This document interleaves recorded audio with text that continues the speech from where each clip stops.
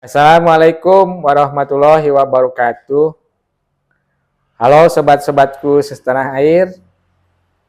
Selamat berjumpa lagi dengan saya di channel Papjo Edu. Pada video kali ini saya akan menjelaskan bagaimana cara membuat nata de coco. Namun pada video ini tidak dijelaskan lagi bagaimana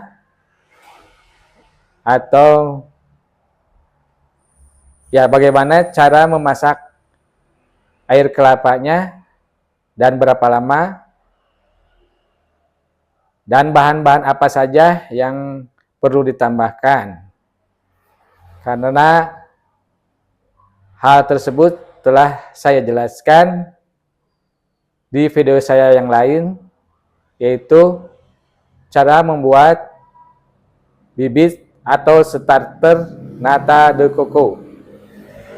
Jadi bagi sahabat-sahabatku sekalian yang ingin mengetahui cara memasak dan bahan-bahan apa saja yang harus ditambahkan dalam proses ini, silakan melihat video saya tersebut, yaitu bagaimana cara membuat bibit atau starter nata de coco.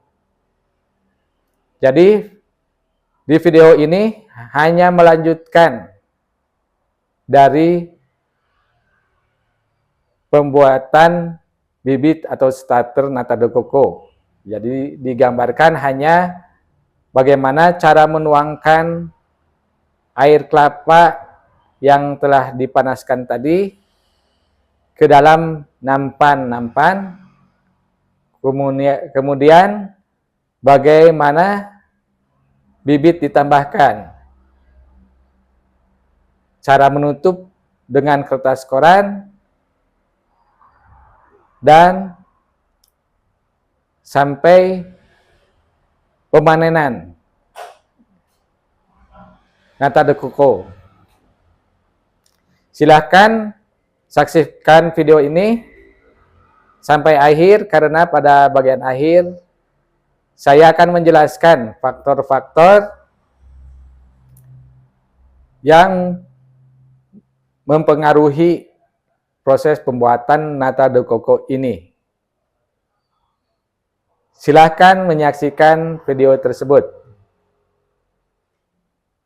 Nah, setelah pendidihan selesai, sediaan air kelapa dituangkan ke dalam nampan dengan menggunakan gayung dalam keadaan kompor masih menyala. Segayung sediaan air kelapa seperti nampak dalam video berisi kurang lebih 1,2 liter. Selanjutnya, nampan tersebut ditutup dengan kertas koran yang telah disterilisasi sebelumnya dengan cara disetrika.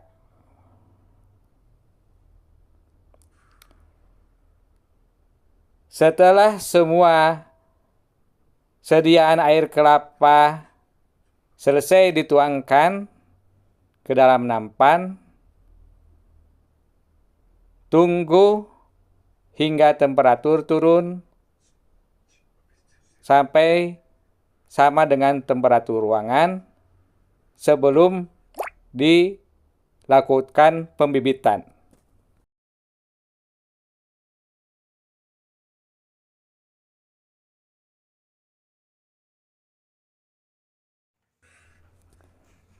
Setelah cukup dingin,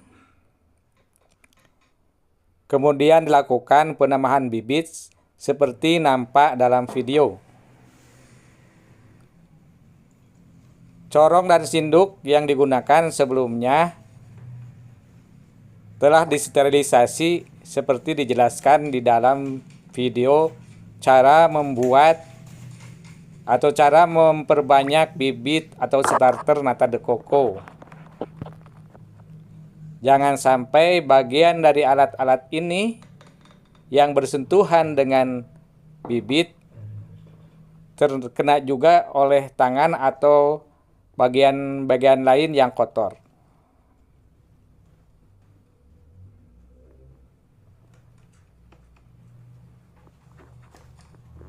Setelah semua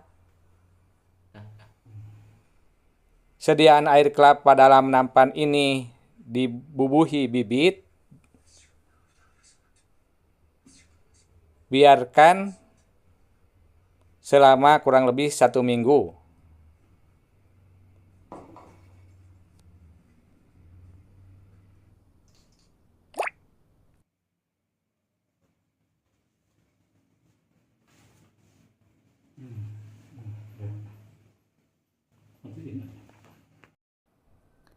Setelah 1 minggu, kemudian sediaan air kelapa yang telah dibibiti sebelumnya diperiksa dan ternyata seperti nampak dalam video pada kali ini. Alhamdulillah semuanya jadi ya. Jadi 100% berhasil ya.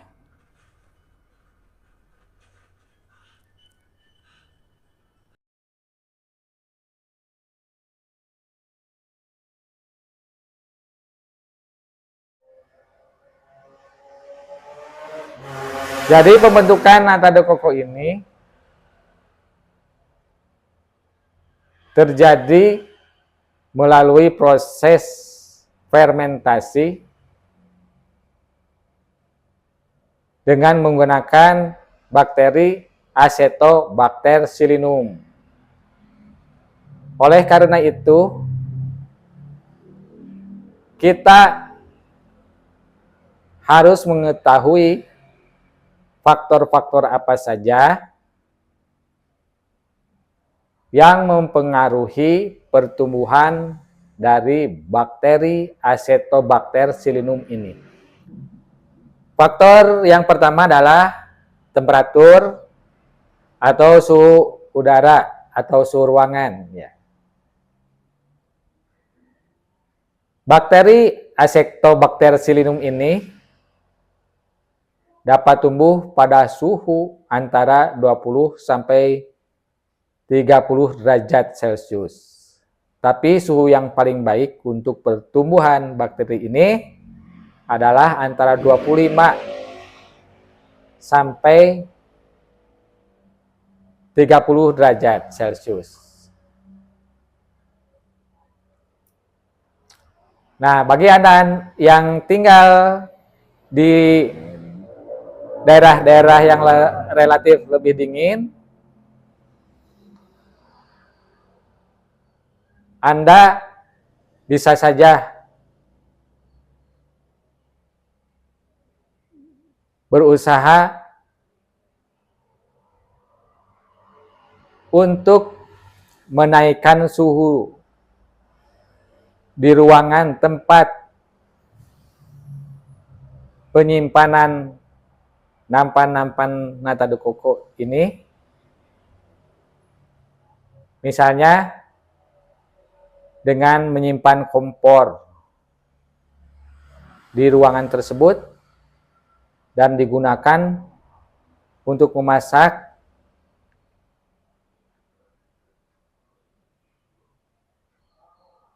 untuk keperluan dapur, sehingga suhu ruangan tersebut tetap terjaga.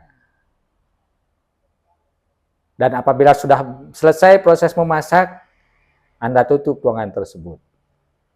Juga untuk malam harinya bisa aja ditambahkan, Anda memasak air di dalam panci hingga mendidih. Kemudian matikan dan biarkan air tersebut di panci dalam keadaan tertutup, sehingga nantinya akan terjadi pertukaran panas dari air panas tersebut dengan udara di ruangan tempat penyimpanan nata de coco. Dengan demikian, suhu ruangan nata de coco tetap terjaga. Atau Anda bisa menutup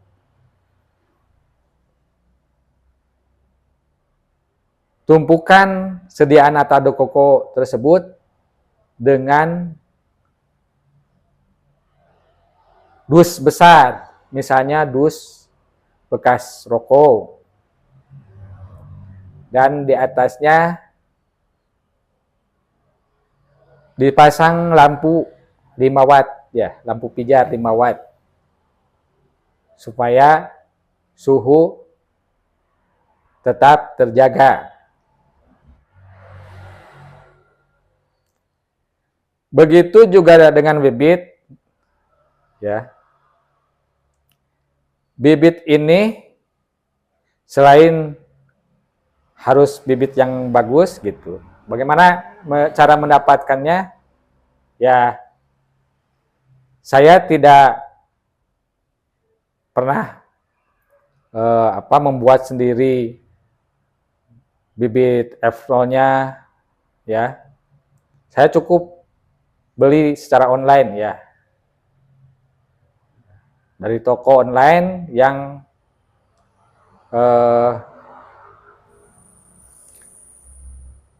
riwayatnya banyak laku terjual gitu.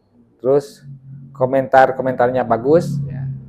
Nah, dari bibit yang saya beli ini kemudian saya perbanyak.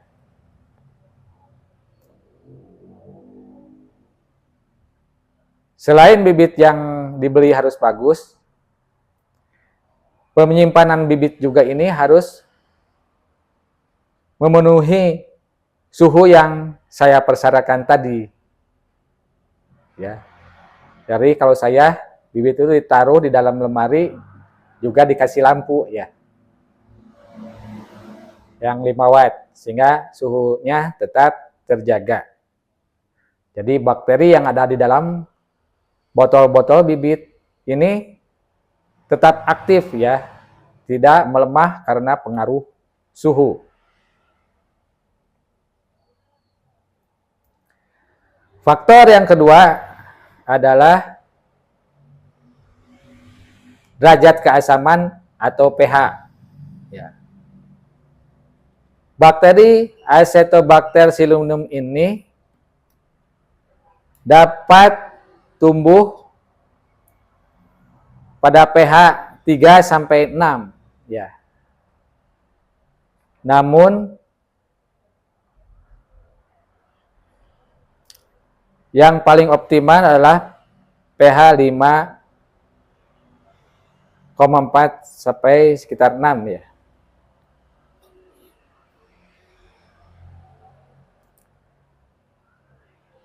Ini juga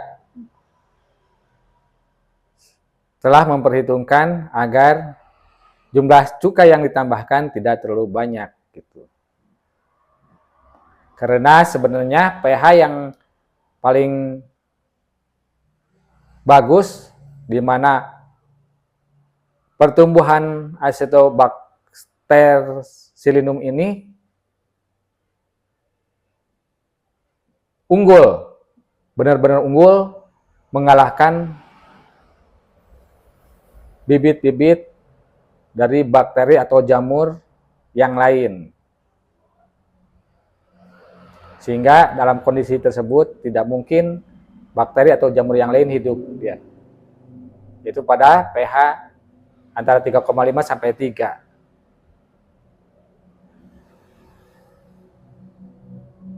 Namun demikian,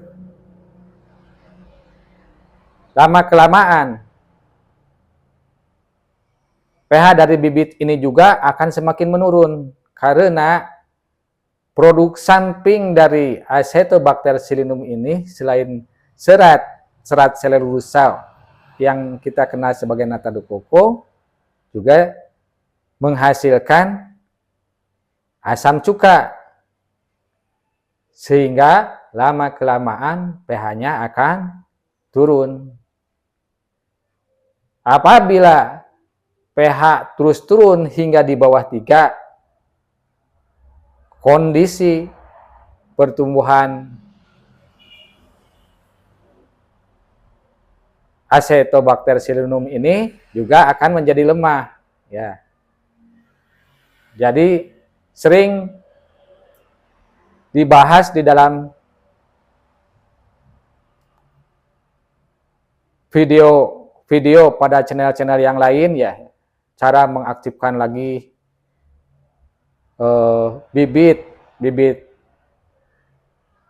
stator Acetobacter sillinum ini kebanyakan ditambahan lagi dengan asam cuka, padahal belum tentu ya penyebabnya itu. Bisa jadi penyebabnya yaitu pengaruh suhu ya di melemah. Kalau ditambahkan pH, kalau suhunya tidak memenuhi, tetap saja gitu aktivitasnya bakteri ini lemah karena suhunya tidak memenuhi. Atau derajat keasamannya karena terlalu lama si bibit ini semakin menurun karena semakin banyak dihasilkan asam cuka. Ya, jadi tidak perlu lagi dia tambah asam cuka gitu ya. Karena justru semakin menurun pH-nya. Kalau di bawah 3 ya aktivitasnya juga melemah. Jadi pH-nya ini minimum harus 3 gitu ya. Nggak boleh di bawah 3 ya. Jadi itulah ya faktor-faktor yang mempengaruhi pertumbuhan bakteri Acetobacter sillinum ini, yang juga mempengaruhi kepada tingkat keberhasilan pembuatan nata de coco ini. Selain juga yang lainnya yaitu cara memasak ya. Jadi berapa lama, dalam hal ini berapa lama mendidihkan sediaan atau air kelapa untuk sediaan nata de coco ini. Jadi kalau untuk bibit ya, kalau untuk bibit seperti yang saya jelaskan dalam video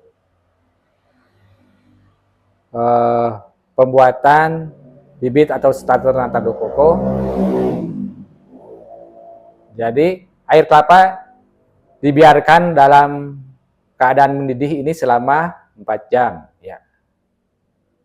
Kalau untuk keperluan hanya untuk keperluan praktek anak-anak sekolah gitu ya, dengan menggunakan air kelapa yang baru dipecah gitu, belum lama disimpan sampai berhari-hari gitu, bisa saja itu proses pemanasannya cukup setengah jam gitu ya, pendidihannya setengah jam. Tapi untuk proses pembuatan untuk keperluan industri ya, termasuk keperluan industri rumah tangga, seringkali kita dapatkan air kelapa itu dari pengumpul air kelapa di pasar, di mana air kelapa ini udah lama terbuka dari air kelapanya ya, terpisah dari kelapanya. Jadi kuman-kuman dari udara masuk ke air kelapa tersebut, dan di air kelapa tersebut kan sudah banyak nutrisi untuk keperluan pertumbuhan dari kuman-kuman ini, sehingga kuman-kuman di dalam air kelapa sudah berkembang biak banyak sekali ya, sehingga pemanasan proses pendidihan harus lama ya.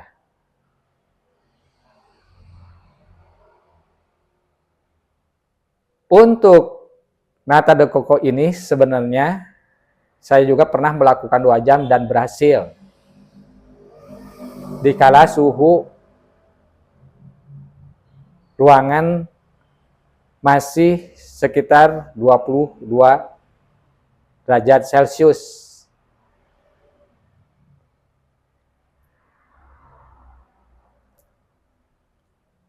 Namun, dikala temperatur udara atau ruangan turun,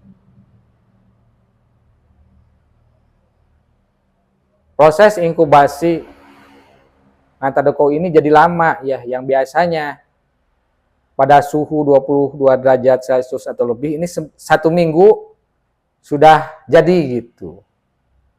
Tapi pada suhu turun, proses inkubasinya jadi lama, kadang-kadang jadi 2 minggu.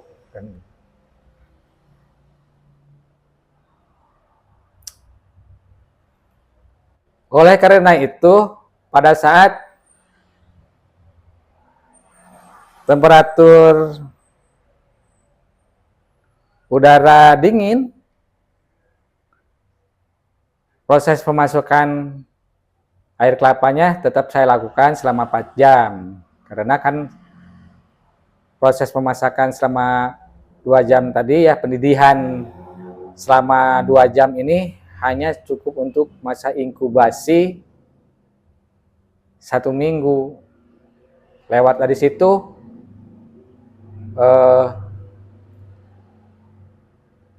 kuman-kuman yang telah dilemahkan, kuman-kuman yang telah dilemahkan dengan proses pendidihan selama 2 jam tersebut mulai tumbuh lagi. Sehingga untuk mengantisipasi suhu yang dingin ini, saya lakukan pemanasan untuk nata de coco selama 4 jam. Pendidihan selama 4 jam. Ya. Juga cara menutup nampan sediaan nata de coco pada keadaan temperatur dingin ini juga saya lakukan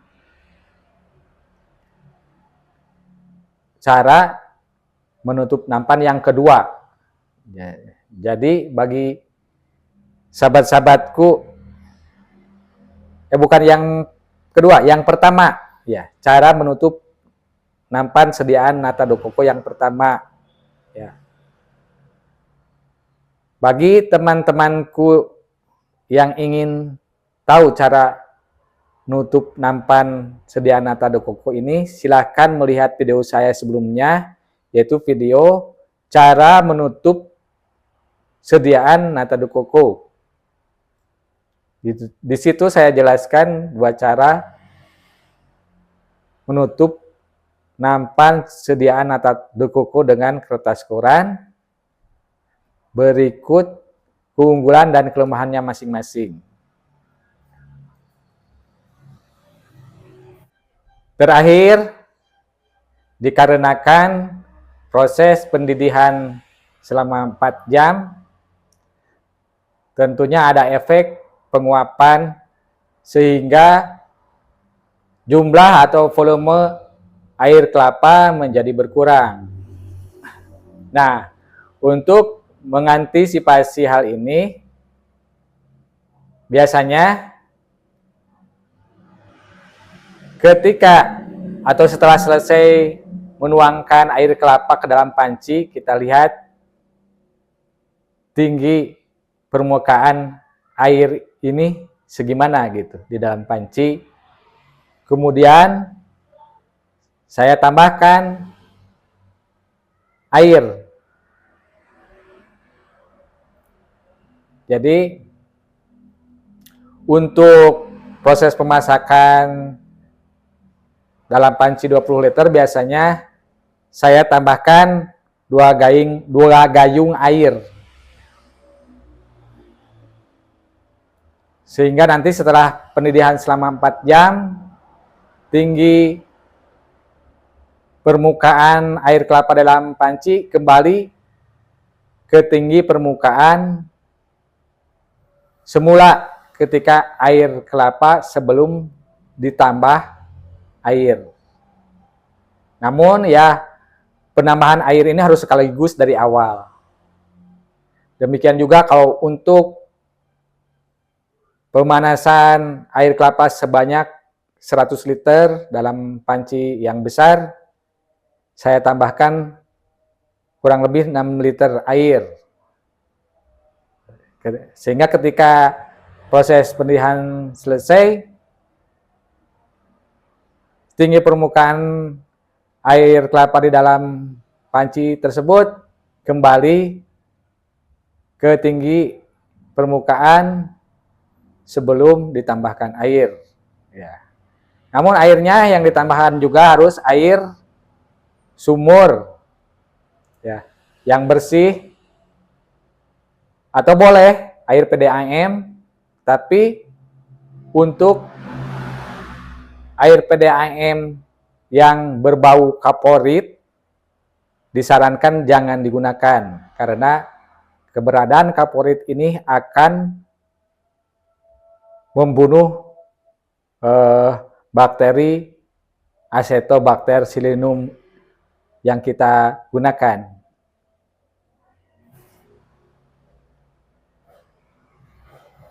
Demikianlah penjelasan saya dalam proses pembuatan nata de coco ini. Semoga bermanfaat. Tolong bantu tekan tombol like dan subscribe, juga di-share agar channel ini bisa terus berkembang untuk melakukan edukasi pada masyarakat. Apabila channel saya berhasil dimonetisasi, insya Allah ke depan saya akan membuat video cara membuat minuman nata de coco yang kenyal tapi empuk, ya, tidak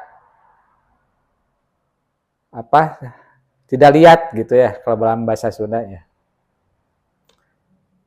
Dan juga tahan lama. Juga kedepannya saya akan juga share tentang produksi atau budidaya jamur tiram ya. Dimulai dari pembuatan bibit F0 yang baik, F1, F2 dan pembuatan backlognya ya. Terima kasih. Wassalamualaikum warahmatullahi wabarakatuh.